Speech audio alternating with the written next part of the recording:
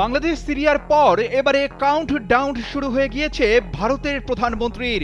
কঠিন চ্যালেঞ্জের মুখোমুখি মোদী সরকার।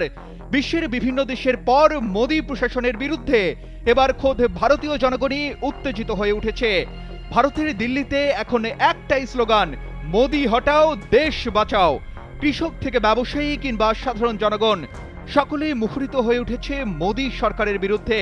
কিন্তু হঠাৎ কেন ভারতীয়রা এত চটেছে মোদী সরকারের উপর? বিস্তারিত থাকছে আজকের প্রতিবেদনে।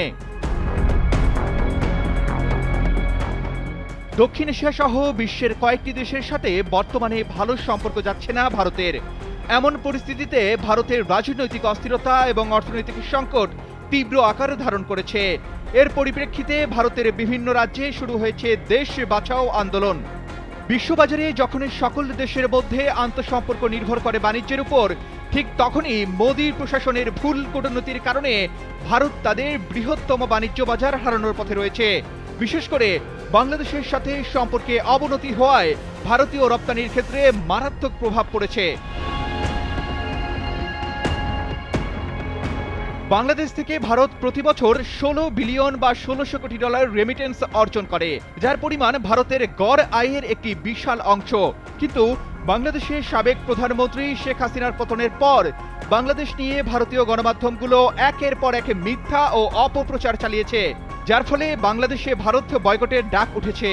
ভারত হটাও ভারতের পণ্য বর্জন আন্দোলন বাংলাদেশে এখন তুঙ্গে। বাংলাদেশের দোকানগুলো থেকে ভারতীয় পণ্য কিনতে আগ্রহ দেখাচ্ছে না ক্রেতারা। অনেকেই ভারতীয় পণ্য বয়কট করছে। সেই সাথে বর্তমানে মোদী প্রশাসনের শত্রুতামূলক নীতির কারণে ভারতীয় পণ্য বর্জনের ডাক এসেছে বিভিন্ন রাজনৈতিক দল থেকেও।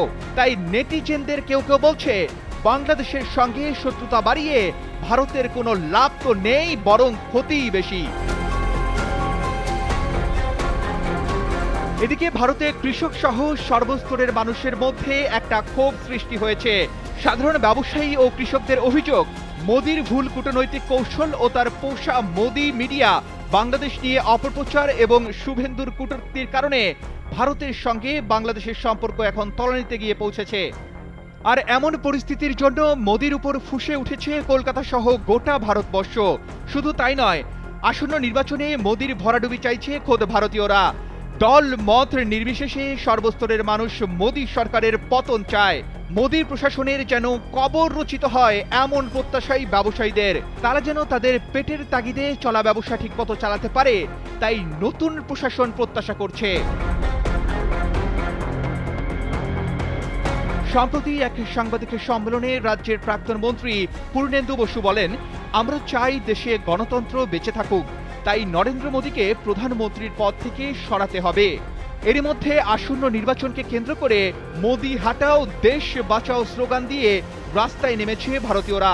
তাদের দাবি, নরেন্দ্র মোদী গণতন্ত্র লুণ্ঠনের সাথে সাথে সাম্প্রদায়িক মানসিকতাকে উস্কে দিয়েছেন।